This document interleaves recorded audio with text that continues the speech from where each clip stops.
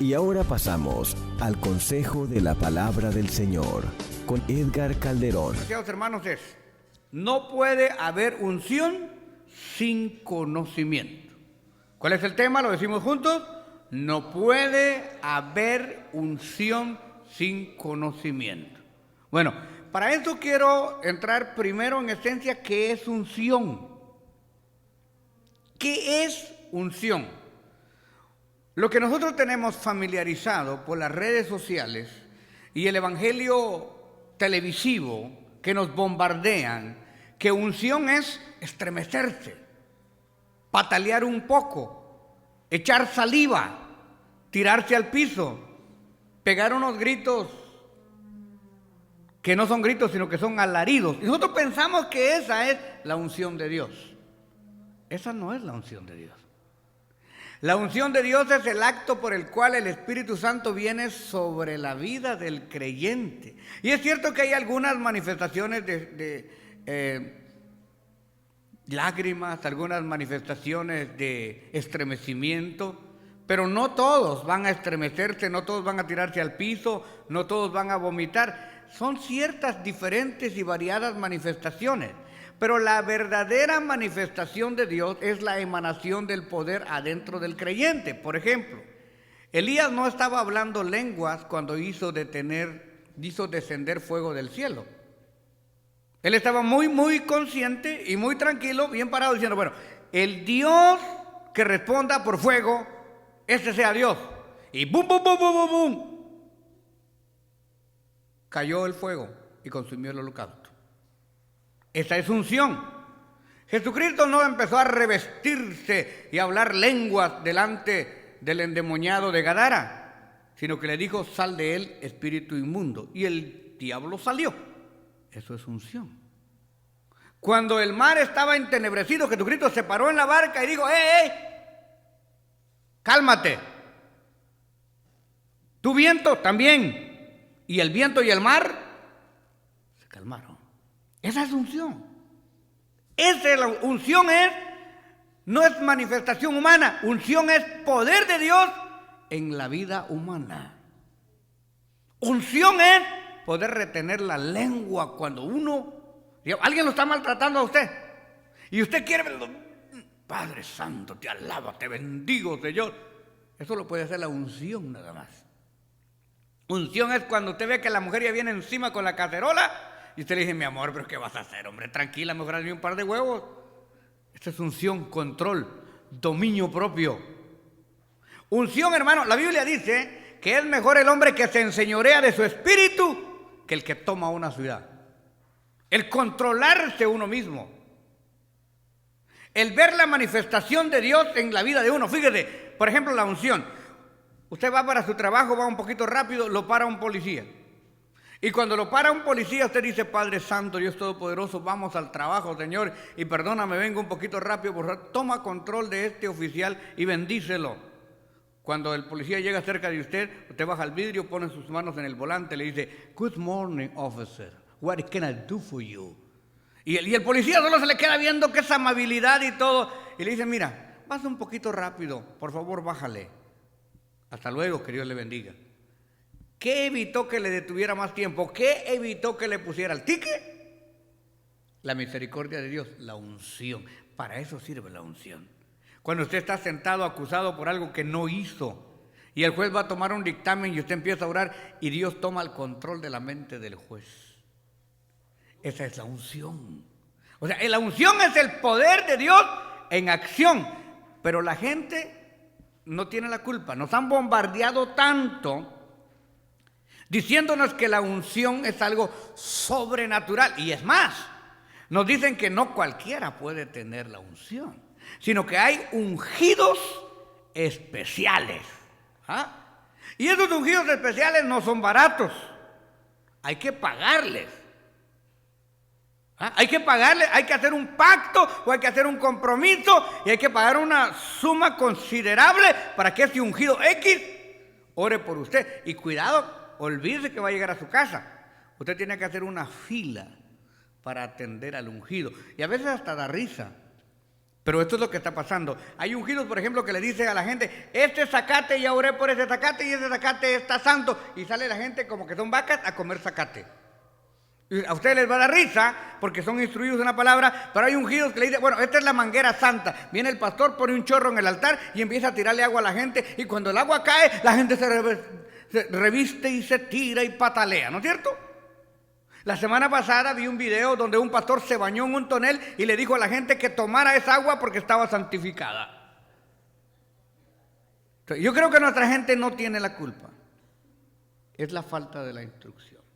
Y por eso yo quiero hablar hoy sobre no puede haber unción sin conocimiento. Otro loco por ahí dijo que él no podía poner los pies en el suelo para entrar a la iglesia porque él estaba sumamente santificado.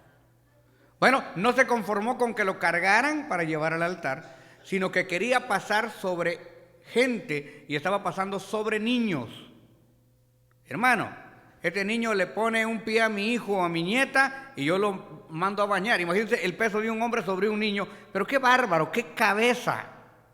Y no solo él, es la gente que lo deja, porque ¿sabe qué? La gente a lo bueno le llama malo. Y a lo malo le llama bueno. Usted empieza a predicar la verdad y la gente lo empieza a criticar. Y la gente lo empieza a juzgar. Y predica mentira y la gente lo empieza a aplaudir. Porque a la gente le gusta la emoción y no la realidad. Entonces, hay textos que se sacan fuera de contexto para utilizar un pretexto. Por ejemplo, cuando nos hablan de la unción, no nos hablan de la unción así nada más que hermano retuérzase como víbora, sino que nos meten una terapia con la misma Biblia, porque acuérdese usted que si alguien sabe Biblia es el diablo. Pero la falsifica, la distorsiona. Saca una cosa y le pone otra para que entendamos una completamente distinta. Mire, quiero que venga conmigo a Primera de Juan, capítulo 2 y su verso 27. Primera epístola del apóstol Juan, capítulo 2 y verso 27. Si usted lee este texto fuera de contexto, o sea, este texto literal y se olvida del resto de la Biblia, óigame, parece que estuviera diciendo otra cosa completamente distinta a la que el apóstol quiso decir. Vea lo que dice. Porque la unción, Primera de Juan 2, 27. ¿Estamos? Bueno, ponga mucha atención. Si este texto usted lo lee sin el contexto, usted se confundió y termina errático. Mira lo que dice. Pero la unción que vosotros recibisteis de él permanece en vosotros. Y no tenéis necesidad que nadie os enseñe. Oiga. Así como la unción misma os enseña todas las cosas. Y es verdadera. Y no es mentira. Según ella os ha enseñado permanecer en él. Lo vuelvo a leer. Pero la unción que vosotros recibiste de él permanece en vosotros y no tenéis necesidad que nadie os enseñe. Esto es lo que dicen los falsos enseñadores, que no hay necesidad que nadie nos enseñe. Así que como la unción misma enseña todas las cosas y es verdadera y no es mentira, según ella os ha enseñado permanecer en él. Padre, te alabamos, te bendecimos y te damos gracias por tu palabra. Amén. Puede tomar su lugar. ¿Este texto es bíblico? Sí, Señor. ¿Este texto es verdadero? Sí, Señor. Pero lo que falta ver es la aplicación. Para entender el contexto de acuerdo a las normas hermenéuticas, y eso lo vemos nosotros en el instituto, es de que para entender un texto hay que ver quién lo dijo, cuándo lo dijo, por qué lo dijo, a quién se lo dijo y si es necesario que yo lo diga. Si no tenemos estos elementos en cuanto a la contextualización, si no leemos todo el texto y vemos lo que está antes y lo que está después y lo que dicen los otros textos de la Biblia con relación a ese texto, cometemos el pecado de errar en las Escrituras. Y tenga usted mucho cuidado. Porque si usted comete un pecado en carne, es pecado. Pero ese pecado es perdonado porque se cometió en carne. Es decir, ¿usted qué hizo? Se tomó una cerveza, lo que sea, lo confiesa, se arrepiente, no lo vuelve a hacer. Usted se peleó con alguien, qué sé yo, pero usted pecó en carne. Alguien adulteró y se arrepintió y Dios le perdonó, eso es perdonado. Todo pecado que se comete en carne es perdonado, pero el pecado en el espíritu no. ¿Y cuál es el pecado en el espíritu? La blasfemia contra el Espíritu Santo es atribuir al diablo lo que Dios hace, o decir que lo que Dios hace es del diablo. Eso es blasfemia contra el espíritu. Pero también blasfemia contra el espíritu es adulterar la palabra. O sea, es una cosa que usted cometa un error en su carne y otra cosa es que usted altere y adultere la palabra. Eso no tiene perdón. ¿Por qué no tiene perdón? Porque no podemos, de acuerdo a Apocalipsis, falsificar una jota ni una tilde. Aunque esta palabra nos golpea a nosotros, no podemos cambiar la palabra a beneficio de nosotros, sino somos nosotros los que tenemos que cambiar para moldarnos a la palabra. Entonces, aquí, según lo leemos, la unción que vosotros recibiste de Él permanece en vosotros. Completamente de acuerdo. O sea, el poder que nosotros recibimos de Él todavía lo tenemos. Y no tenéis necesidad que nadie os enseñe. Entonces la mayor parte de gente dice, yo no voy al instituto bíblico, yo no leo la Biblia, yo no voy a doctrina, yo no voy al discipulado porque yo no necesito que nadie me enseñe. De acuerdo a esto, a esta supuesta escuela errática, pues solo basta con danzar y aplaudir y gemir y gritar y ya está. ¿Para qué vamos a estudiar la Biblia, pues? Si este texto lo aplicamos así, hermano, pues escondamos todas las Biblias. ¿Para qué leemos la Biblia en el culto si no necesitamos que nadie nos enseñe? ¿Cómo vamos a crecer si alguien no nos enseña? Pero ¿qué es lo que está diciendo aquí? Lo vamos a ver. ¿Por qué fue que el apóstol Juan escribió esto? ¿A quién fue que le escribió? ¿Y cuál era la situación que se estaba dando? Por eso él la escribió. Tal parece que al interpretar el texto sin entender el contexto no necesitamos leer la Biblia, no necesitamos aprender de ella y parece que con saltar y estremecernos, gritar, gemir es suficiente. Pero ¿qué es lo que dice la palabra en Juan 5:39? Y recuerde que la Biblia no se puede contradecir. ¿Qué es lo que dice la Biblia en Juan 5:39? Escudriñad las Escrituras. Pero como es, si no necesitamos que nadie nos enseñe, ¿para qué vamos a leer la Biblia? Porque a vosotros os parece que en ellas tenéis la vida eterna y ellas son las que dan testimonio de mí. Aquí el Señor Jesucristo nos está induciendo, mandando a leer la Biblia. Entonces, ¿cómo Juan dice que no nadie nos enseñe? Es que Juan no estaba diciendo eso en cuanto a la enseñanza. Estaba hablando de la aparición del anticristo. Y ahí vamos a regresar, pero vamos a ver esta parte de qué tan importante es estudiar la palabra. Porque, por ejemplo, si tomamos como modelo a nuestro Salvador, porque no ha habido otro hombre más grande que haya estado en la tierra que Cristo el Salvador, y vemos el crecimiento de él, que es lo que dice Lucas, el niño crecía y se fortalecía y Dios lo llenaba de sabiduría. Lo vemos a los 12 años, ¿dónde estaba Cristo? En el templo, sentado con los maestros de la ley, hablando, preguntando y enseñando. ¿Y cómo se le llamaba a Cristo? Rabí o Raboni, que quiere decir maestro. Entonces, ¿cómo Juanito iba a decir que no había necesidad de que nadie les enseñara si Jesucristo era llamado maestro? ¿Verdad que no? O sea, no contextualiza. Juan tiene razón en lo que escribe, pero lo está diciendo en otro sentido. Lo que está diciendo Juan, que la verdad del conocimiento de la unción permanece en nosotros y no tenemos necesidad que alguien que está torcido nos enseñe. Que alguien que no tiene la verdad, que tiene el espíritu del anticristo, nos enseñe. Eso es diferente. Pero tal como se pone aquí, si usted no lo entiende, pues dice, pues que nadie me enseñe. Poco se quiere el pescado para que lo tiren al agua, ¿no? El pez. Si ustedes ya saben que al sapo le gusta nadar y lo tiran al agua, si a la gente de por sí no le gusta leer la Biblia y que le digan que no se deje enseñar de nadie, pues bien, gracias. Ahora, hay de escuelas bíblicas a escuelas bíblicas. Hay de institutos a institutos. Hay institutos conservadores, hay institutos liberales, hay institutos ultraliberales y hay universidades bíblicas donde los que enseñan no son creyentes. Ahí es donde uno tiene que tener cuidado. Por ejemplo, si yo voy a estudiar un doctorado, ahora, póngale atención a esta palabra, hay doctorados en divinidad. Imagínese usted, el único divino es Cristo y ahora resulta que yo puedo ser doctor en divinidad. Esto raya de ignorante, ¿no? La otra cosa, doctorado presencial, o sea, doctorado en presencia de Dios.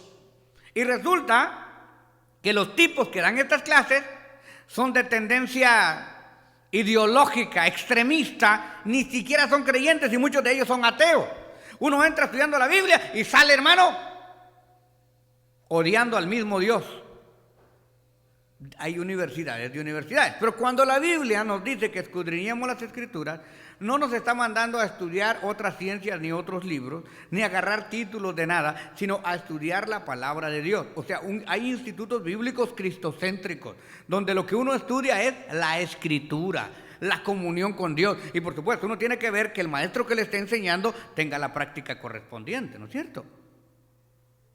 O sea, yo no sé si usted dejaría a su hijo en una escuela donde cuando usted entra, ve que el maestro tiene aquí tatuado una lagartija, tiene aquí de este lado un arete que se puede colgar cualquier morenito y tiene el pelo de 7 colores. Y usted dice, este va a ser el maestro de su hijo. Y con todo respeto y permiso, yo cambio a mi niño de la escuela. ¿Me explico? Porque estoy buscando que a mi niño le den formación académica, pero que también le den ejemplo. O sea, si el niño mira que la maestra llega de una forma totalmente pervertida, pues la niña va a pensar que eso es normal. De la misma manera, nosotros tenemos que saber cuando vamos a aprender. Por eso Pablo le dice a Timoteo, tú persevera en la verdad, sabiendo que tú has conocido las Escrituras y tú sabes quién ha sido tu maestro, tú sabes de quién has aprendido. Y que desde tu niñez has aprendido las Escrituras. O sea, Pablo le dice, acuérdate que tú sabes, pero también sabes de quién has aprendido. Y te acuerdas que tu abuela y todos te instruyeron. O sea, tú no puedes errar. Tú conoces la palabra. Entonces, sí hay necesidad de estudiar la Escritura. Es imprescindible. Pero hay que ver quién es el que nos va a enseñar la Escritura.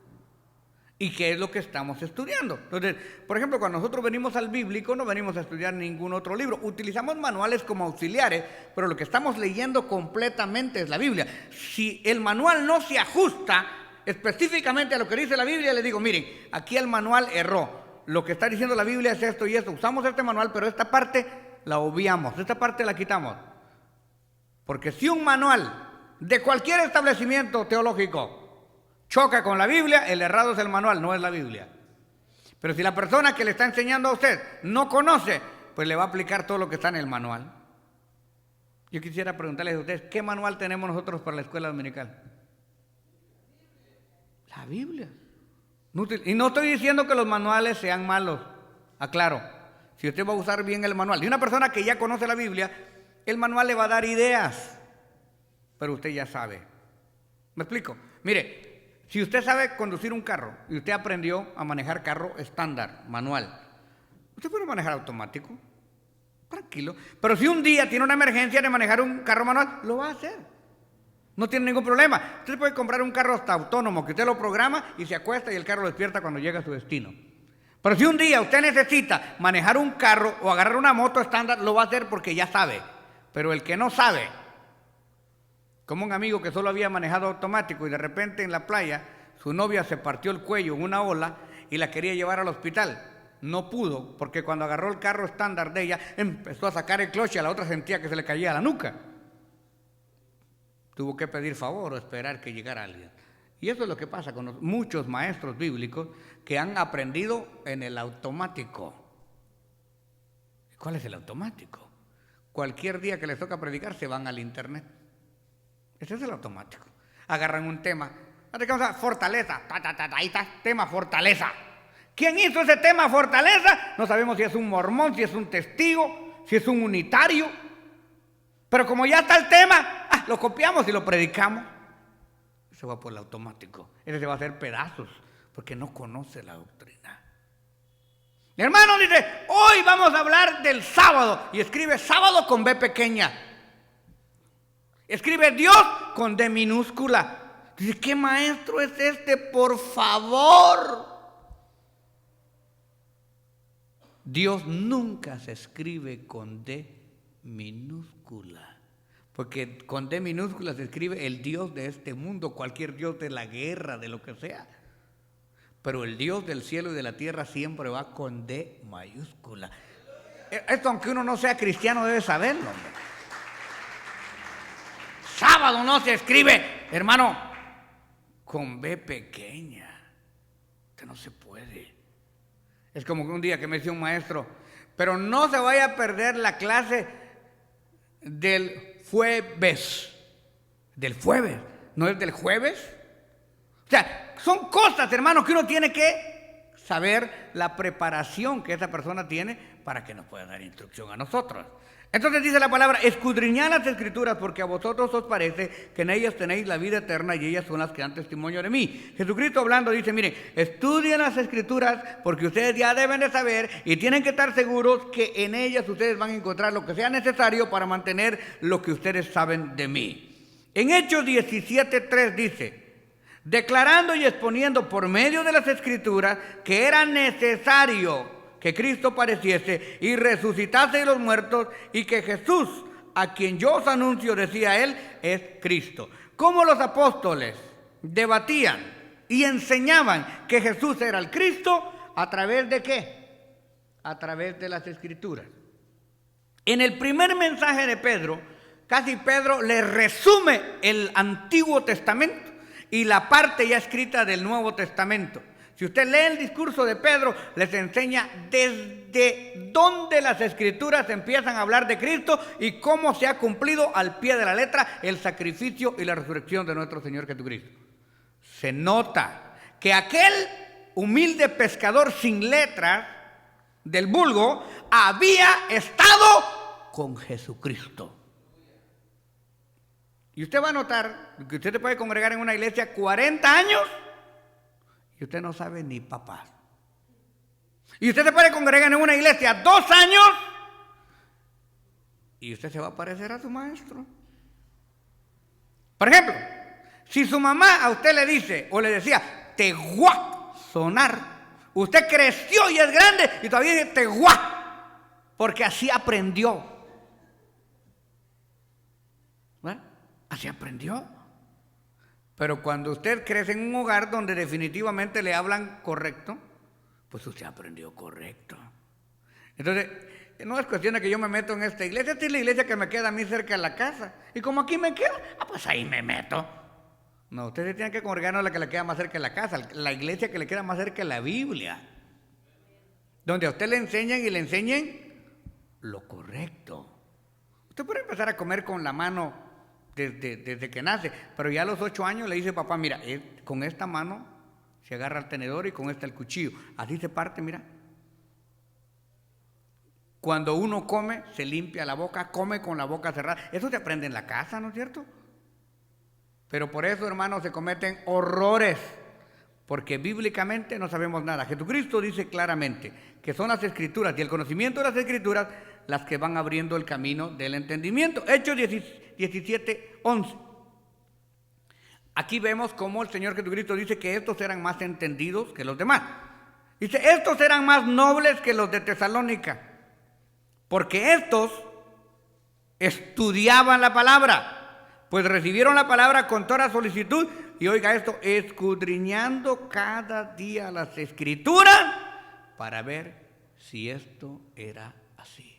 Y eso es lo que a mí me encanta de ustedes. Ustedes ahí tienen su Biblia y están viendo si lo que yo les estoy diciendo es cierto. Estos eran los de Tesalónica. La palabra noble quiere decir inteligente. O sea, estos eran más pilas, pues. Estos no se tragaban cualquier cosita. Ahí no había un mago ver Jesús. No, sino que ellos sabían las Escrituras y escudriñaban a ver si esas cosas eran así. Hechos capítulo 18, verso 24 dice, llegó entonces a Éfeso un judío llamado Apolos. ¿Qué dice la palabra? ¿Cómo se llama el judío? Apolos. Natural de Alejandría, varón elocuente y poderoso en las Escrituras. Elocuente y poderoso ¿en qué cosa? en las Escrituras. Hoy son poderosos en empujar a la gente. Poderosos en, qué sé yo, meterle un gancho al hígado para que vomite. Pero dice que era poderoso en las Escrituras. Romanos 15:4. Porque las cosas que se escribieron antes, o sea, la palabra del Señor, para nuestra enseñanza se escribieron. O sea que seguimos hablando de enseñanza, a fin de que por la paciencia y la consolación de las Escrituras tengamos esperanza. Romanos capítulo 16 y verso 26. Bueno, si usted no puede anotar todas las citas, no se preocupe. Al terminar la predicación, usted puede adquirir el DVD o lo puede bajar del Face y volverlo a ver otra vez y compararlo con la Biblia. No se preocupe, estamos transmitiendo. Porque las cosas que se escribieron antes para vuestra enseñanza se escribieron a fin de que por la paciencia y la consolación de las Escrituras tengamos esperanza. Romanos 16, 26. ¿Pero qué? Pero que ha sido manifestado ahora, y que por las Escrituras de los profetas, según el mandamiento del Dios eterno, se ha dado a conocer a todas las gentes para que obedezcan la fe. ¿A través de qué se ordena a toda la gente que obedezca la fe? A través de las Escrituras. Póngale usted, yo le digo a ustedes, hermanos, vénganse todos, hinquémonos aquí y vamos a orar hincados. Y usted dirá, bueno, pero ¿dónde dice que yo me tengo que hincar? No se preocupen, hermanos, la Escritura dice, delante de Él toda rodilla se doblará y toda boca confesará que Jesús es el Señor. Bíblico, bíblico, que yo me hinco. Le digo, hermano, vamos a darle un aplauso al Señor. ¿Y dónde dice? Bueno, el salmista dice, pueblos todos, batid las manos con júbilo. Ah, bueno, batid las manos. Ah, sí, pues es bíblico. Hermano, vamos a orar. ¿Y dónde dice la Biblia que hay que orar? Bueno, abramos la palabra del Señor, vayamos a los evangelios y escudriñemos el Padre Nuestro y veamos que la oración es el vínculo de comunión. Todo tiene que ser bíblico. Si no es bíblico, si no está en la Biblia, no lo podemos practicar. Es muy importante. Si un día le digo, hermano, vamos a practicar la danza, y usted me dice, perfecto, ¿dónde está la danza en la Biblia? David danzó, sí señor. ¿Dónde danzó? En la calle, cuando traían el arca. María danzó, claro, cuando cruzaron el mar. Tomó panderos y danzó en la calle a la orilla del mar. Pero en el templo no se registra ni una sola danza. Ni Jesucristo ni los apóstoles nunca danzaron. Entonces, ¿es bíblico? No, es circunstancial. Por eso no se puede establecer. Claro, no lo podemos prohibir. Si usted está cantando y usted siente gozo y se mueve, nadie le va a decir que no. Eso es un gozo en el espíritu, una manifestación. Nadie le va a decir, hermano, ¿por qué se está moviendo? ¿O por qué está danzando? Antes, si quiere. Pero no es un acto que se vaya a imponer en la iglesia, que yo les diga, el que no danza no tiene a Cristo. ¿Cómo que el que no danza no tiene a Cristo? O sea, ¿solo los bailarines tienen a Cristo entonces? No, si eso lo hacíamos allá en la discoteca. Allá en la discoteca, ¿ustedes se acuerdan que se apagan las luces? Se prende el humo y uno agarra parejita. Ahorita usted está viendo que ya los pastores pueden danzar con sus esposas. Y al rato los novios y después los invitados, pues, y hacemos una buena parranda. No, lo que es bíblico es bíblico. Lo que no es bíblico, no es bíblico. Y aunque se vea bonito, ¿por qué le voy a decir la verdad, hermano? Danzar es bonito. Yo me echaba unas parrandeadas cuando no conocía la Biblia. O sea, yo dancé, yo sé qué es eso. Pero cuando empecé a escudriñar la Biblia, hermano, y empecé a ver si Jesucristo había danzado, si los discípulos habían danzado, si en el templo se había danzado, no. Bueno, entonces dije, hay que bajarle la mano, ¿no? Porque la carne, si no se reprime, la doctrina se corrompe. Mira lo que dice 2 de Pedro 1:20. Entonces, primero esto, que ninguna profecía de la Escritura es de interpretación privada. O sea, no puede haber un maestro que diga, oh, yo soy el único que entiendo esto y el único que puedo enseñar esto. No, porque la Biblia se enseña a sí misma. Lo que nosotros tenemos que hacer es amar la enseñanza, porque la Biblia no necesita que nadie la interprete, se enseña a sí misma. Lo que tiene que hacer uno es meterse y, por supuesto, que hay dones específicos. Ustedes saben que tenemos en vigencia pastores, evangelistas y maestros. Al menos en la dispensación de la gracia. Ya en el milenio, perdónenme, no van a haber pastores, no van a haber maestros y no van a haber evangelistas. ¿A quién van a evangelizar? si todos los que entran en el milenio van a conocer y proseguir en el conocimiento de Dios? No van a haber maestros porque todos van a conocer la palabra de Dios. Y no van a haber pastores porque va a estar el pastor de todos los pastores. ¿Para qué queremos otro pastor si va a estar Cristo Jesús? Pero ahora sí hay todavía maestros, pastores y evangelistas. Es muy importante que nosotros entendamos, y hay otro texto que voy a tocar un día de estos, por ejemplo, otro texto que dice en 2 Corintios 3:6, es un texto conflictivo para los que no lo pueden entender, el cual asimismo nos hizo ministros competentes del nuevo pacto, hablando de la ley y de la gracia, no de la letra, o sea, de la ley escrita en piedra, sino del espíritu, porque la letra mata, mas el espíritu vivifica. Entonces muchos dicen, no estudio la Biblia porque la letra mata. No voy al bíblico porque la letra mata. ¿Qué? Lo que está diciendo aquí que la letra muerta de la ley, pero que el espíritu vivifica, porque la palabra es espíritu y vida. Entonces lo que dice aquí es, ya pasó el tiempo de la letra escrita en piedra. Ahora es el tiempo de la letra escrita en los corazones. Pero no está diciendo que la palabra de Dios mata. Lo leemos otra vez, el cual asimismo nos hizo ministros competentes de un nuevo pacto. Aquí está diciendo que ya el tiempo de la ley pasó, que ya estamos en la gracia. No de la letra era de la ley, sino del espíritu, que es de la gracia. Ahora, ¿quién nos enseña la escritura? El espíritu. Porque la palabra es espíritu y vida. Porque la letra mata, o sea, nadie cumplió la ley, mas el espíritu vivifica. Tiempo de la gracia. No está diciendo que la letra de la Biblia nos mata. ¿Y sabe qué? En la religión tradicional nos enseñaban a nosotros, no lea mucho la Biblia porque se va a poner loco. No sé si le decían a usted eso. O le dijeron, ¿para qué está leyendo la Biblia? Se le va a voltear el cloche. Se va a poner loco. No, loco es el que no lee la Biblia. Pero ahora yo sé que usted se quedó prendido con ese primer texto de 1 de Juan 2:27. Lo vamos a leer y lo vamos a contextualizar para que usted vea lo que realmente quiere decir.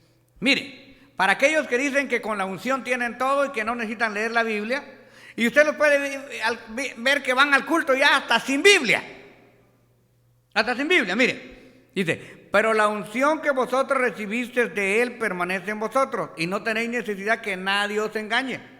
Así como la unción misma os enseña todas las cosas y es verdadera. Y no es mentira, según ella os ha enseñado permanecer en Él. Vamos a ir entonces a 1 de Juan, capítulo 2 y su verso 1.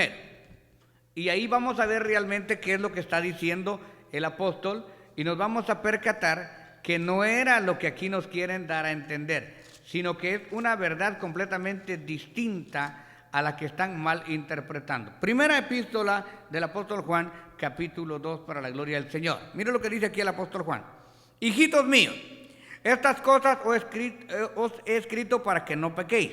Si alguno hubiere pecado, abogado tenemos para con el Padre a Jesucristo el justo. Esta es la propiciación por nuestros pecados, y no solamente por los nuestros, sino también por los del mundo. ¿Qué dice el apóstol Juan acá? Nos invita a no pecar. Pero, conociendo nuestra naturaleza, si alguno ha pecado, ¿qué dice? Que para eso tenemos a Jesucristo, que Él nos perdona nuestros pecados. Ahí no hay ningún problema, vamos al 3. Y en esto sabemos que nosotros le conocemos. Oiga bien, aquí empieza el conocimiento. En esto nosotros sabemos que le conocemos, si guardamos sus mandamientos.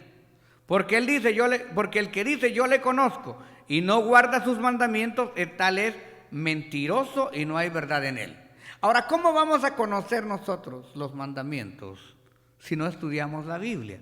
O sea, Juan no se puede contradecir. ¿Cómo viene el conocimiento? Por el estudio. O sea, ¿cómo oirán si no hay quien les predique? ¿Y cómo irá alguien a predicar si no conoce la Biblia? O sea, la línea que está tomando Juan aquí no es la que los falsos maestros quieren enseñar. El tal es mentiroso, la verdad no está en él. Pero el que guarda su palabra, otra vez la importancia de la palabra, este es verdaderamente el amor de Dios. Pero el que guarda su palabra, en verdaderamente el amor de Dios se ha perfeccionado. Por esto sabemos que estamos en Él. ¿Por qué? Por guardar la palabra. Porque el que guarda la palabra, este verdaderamente se ha perfeccionado. El que dice que permanece en Él debe de andar como Él anduvo. ¿Y cómo va a andar como Él anduvo? Guardando la palabra, que es el mandamiento de Dios. Verso 7. Hermanos, no os escribo un mandamiento nuevo, sino el mandamiento antiguo que habéis tenido desde el principio. Este es el mandamiento antiguo de la palabra que habéis oído desde el principio. Otra vez, la palabra. ¿Y que lo habéis oído desde cuándo? Desde el principio. Sin embargo, os escribo un mandamiento nuevo, que es verdadero en Él y en vosotros, porque las tinieblas van pasando y la luz verdadera ya alumbra. El que dice que está en luz y aborrece a su hermano está todavía en tinieblas. El que ama a su hermano y permanece en luz, el que ama a su hermano permanece en la luz, y en él no hay tropiezo. Este es un punto completamente diferente que Juan lo va canalizando para terminar en el 2:27. Pero el que aborrece a su hermano está en tinieblas, y anda en tinieblas y no sabe a dónde va, porque las tinieblas le han cegado los ojos. Obviamente, el que tiene problemas con su hermano y el que aborrece a su hermano es porque no conoce la palabra, porque conociendo la palabra, la luz le alumbra y ya no tiene ese problema. Os escribo a vosotros, hijitos, porque vuestros pecados han sido perdonados por su nombre. Os escribo a vosotros, padres, porque conocéis al que desde el principio os escribió a vosotros, os escribo a vosotros, padres, porque conocéis al que es desde el principio. Os escribo a vosotros, jóvenes, porque habéis vencido al maligno. O sea, a través del conocimiento de la palabra, tienen victoria los jóvenes, tienen victoria los niños y tienen victoria los adultos.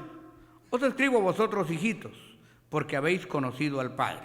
Os escribo a vosotros, padres, porque habéis conocido al que es desde el principio. Os escribo a vosotros, jóvenes, porque sois fuertes y la palabra de Dios permanece en vosotros y habéis vencido al maligno. Toda esta instrucción, toda esta enseñanza por la palabra.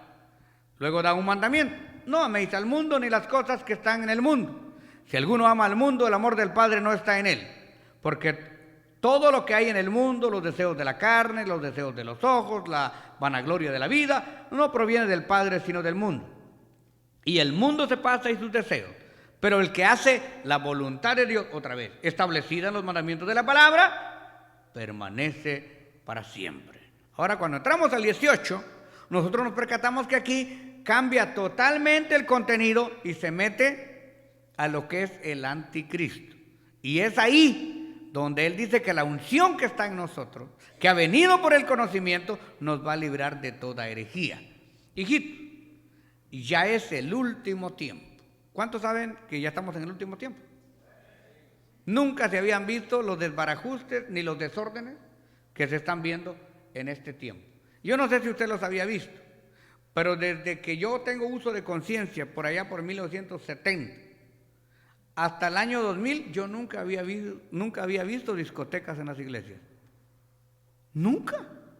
Yo jamás había visto un pastor bailando con su esposa en un altar. Nunca. Yo nunca había visto a alguien dándole una cachetada santa a otro. Yo nunca había visto esto. Esto es el último tiempo, hermano. Yo nunca había visto que se vendieran las bancas de adelante para que el que tenga más dinero se siente en ellas. Eso nunca lo había visto. Que se cobrara por orar por una persona. Yo nunca había visto eso. Estamos en el último tiempo. Y es lo que dice la palabra: hijito, ya es el último tiempo. Según vosotros oísteis que el anticristo viene, y ahora han surgido muchos anticristos. Por esto conocemos que es el último tiempo. Salieron de nosotros, pero no eran de nosotros. Dicen gloria a Dios, aleluya, cantan coritos y toda la cuestión, pero no son de nosotros. Porque si hubiesen sido de nosotros, hubiesen permanecido con nosotros. Pero salieron para que se manifestase que no todos son de nosotros. Pero vosotros tenéis la unción del Santo. Ahora entendemos cuál es la unción. Estamos hablando del anticristo, ¿cierto? Y estamos hablando que es el último tiempo. Y estamos hablando que mucha gente salió de nosotros, pero que no era de nosotros. Pero ¿cómo los vamos a conocer? Por el conocimiento de la palabra. ¿Y cómo viene el conocimiento de la palabra? Por la unción. Recuerden, no puede haber unción sin conocimiento. Pero como ustedes guardan los mandamientos y ustedes conocen la palabra, entonces vosotros tenéis la unción del Santo y conocéis todas las cosas. O sea, el conocimiento que vino por la enseñanza. No os escribo como si ignoraseis la verdad. O sea, no les escribo como si ustedes no supieran la verdad, como si ignoraseis la verdad, sino porque la conocéis, porque ninguna mentira procede de la verdad. O sea, les estoy escribiendo a ustedes que tienen la unción porque tienen el conocimiento. Y como ya tienen la unción y el conocimiento, no tienen necesidad que alguien les venga a engañar y que se dejen engañar. Eso es lo que está diciendo prácticamente. ¿Quién es mentiroso sino el que niega que Jesús es el Cristo? ¿Cuántas religiones se han levantado en estos últimos días? Estábamos viendo en el bíblico últimamente todas las sectas de la nueva era, el yoga, la dianética, el Hare Krishna, todas las religiones hinduistas, etcétera, etcétera, que dicen que Jesucristo era un gran maestro, un éter, una influencia, una inteligencia, tal vez era Buda en alguna de sus encarnaciones, que Jesucristo, por ahí alguien dice que es el ángel Gabriel o el ángel Miguel o que es un profeta. ¿Quién es el mentiroso sino el que niega que Jesús es el Cristo, el Salvador? Este es el anticristo, el que niega al Padre y al Hijo. Si alguien niega al Hijo, está negando al Padre, porque para llegar al Padre hay que entrar por el Hijo. Qué tremendo. Todo aquel que niega al Hijo tampoco tiene al Padre. El que confiesa al Hijo tiene también al Padre. Lo que habéis oído desde el principio permanezca en vosotros. Si lo que habéis oído desde el principio permanece en vosotros, también vosotros permanecéis en el Hijo y en el Padre. Y esa es la promesa que nos hizo de la vida eterna, que permanezcamos en el Hijo y en el Padre. No podemos quitar al Padre, tampoco podemos quitar al Hijo. Os escribo esto sobre los que os engañan. O sea que por eso escribió Juan. Ese es el concepto. Volvemos a leer el 2:27. Pero la unción que vosotros recibiste de Él permanece en nosotros y no tenéis necesidad que nadie os enseñe. Aquí se agarran para no estudiar, para no ir al instituto. No necesito que nadie me enseñe. Pero eso era lo que decía Juan. No, que les enseñara falsa doctrina, que les enseñara del anticristo. Del 26. Os escribo esto sobre los que os engañan. Pero la unción que vosotros recibiste, o sea, el conocimiento, el poder que ustedes han recibido de Él, permanece en ustedes y no tienen necesidad que nadie les enseñe. Pero no es que les enseñe la Biblia, sino que les enseñe cosas erráticas. Así como la unción misma os enseña todas las cosas, es verdadera y no es mentira, según ella os ha enseñado permanecer en Él. O sea, lo que está diciendo Juan, no se dejen enseñar por falsos maestros. No tienen necesidad que nadie les enseñe. Pero sí tienen que aprender de la palabra. Sí tienen que buscar al maestro de maestros. Sí tienen que buscar a Dios con todo su corazón. Sí tienen que seguir leyendo la Biblia. Sí se tienen que capacitar. Lo que no deben de dejar de enseñarse es por aquellos que les enseñan el camino del error. Hoy le tocan la puerta. Le dice, señora, ¿usted cree en Dios? Y usted dice, sí. Y le invitamos a unos estudios bíblicos. Bueno, dice usted. Bueno, mire, aquí hay una revista muy bonita que se llama Atalaya. Y mire, la versión que usted tiene no es la buena. Aquí tenemos nuestra propia versión, el Nuevo Mundo de las Escrituras.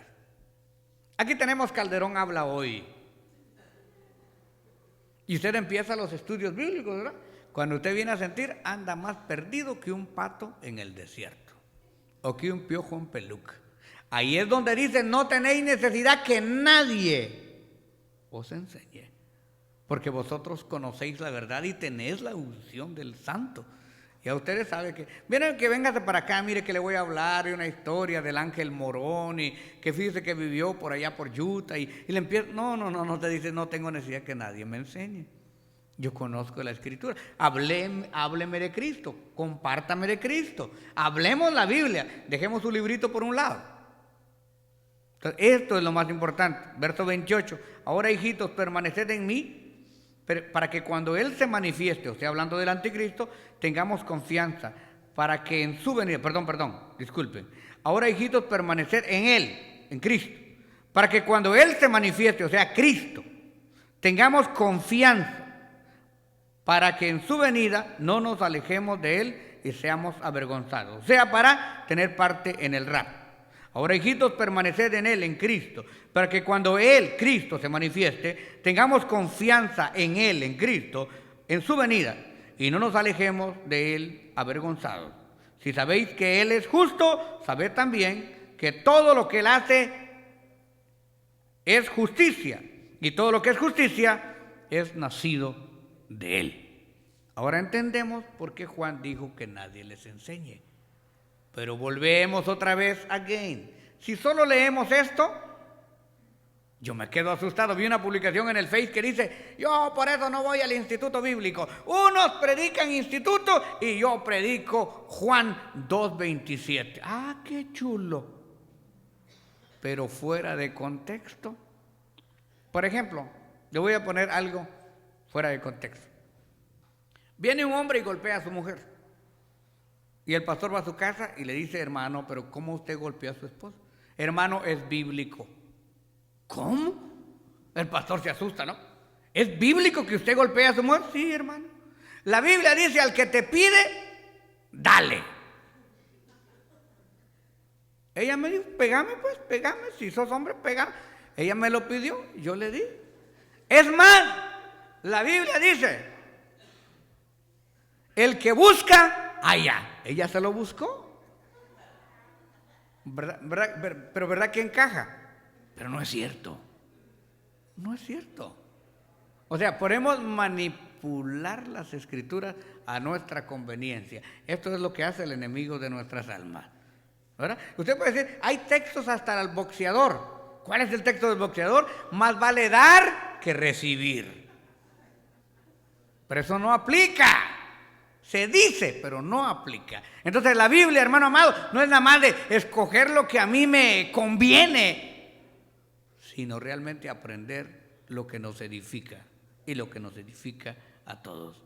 Hermanos amados, no nos vayamos por el automático. La Biblia hay que estudiarla, hay que aprenderla, hay que vivirla, hay que practicarla. Está bien que usted tenga interacciones en todas las redes sociales, pero su fe no debe depender del YouTube. Su fe no debe depender de ninguna plataforma cibernética, de ningún programa de radio o de televisión. Su fe debe estar fundamentada en la Biblia, y donde usted se congrega tiene que haber un pastor, y donde usted se congrega tiene que haber palabra de Dios, y usted necesita supervisión de Dios. Repetimos el tema y nos vamos. No puede haber unción sin conocimiento. Solamente el conocimiento abre las puertas para que se derrame la unción bíblica como debe de ser y no hayan desórdenes superficiales. Estamos de pie en esta oportunidad. Padre Santo y Dios Eterno, te agradecemos infinitamente por el privilegio que tú nos diste de disfrutar tu palabra y el conocimiento. Lamentablemente el tiempo es corto y las profundidades tan grandes, tan misteriosas, que no tuvimos el tiempo apropiado. Pero Señor, te rogamos que esto sea una cápsula, una porción de alimento espiritual para que tus hijos sigan aprendiendo, sigan creciendo, sigan escudriñando, que sigan fortaleciendo y nadie nos engañe. Tu nombre, que es bendito por los siglos de los siglos, sea glorificado en nuestros corazones.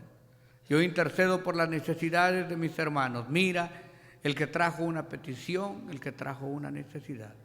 En el nombre precioso de Cristo Jesús. Bendigo a todos los presentes y a los que nos van a escuchar por cualquier medio de comunicación. En el nombre de Jesús. Amén y amén. Que Dios les bendiga, queridos hermanos. Yo paso el tiempo.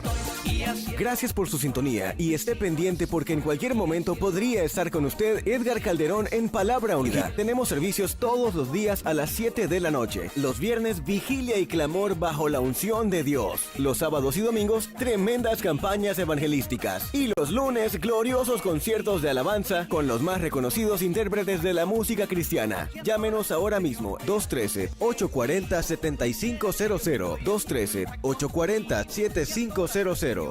Estamos esperando por usted. 213-840-7500. 213-840-7500. Palabra ungida, tu vida cambiará.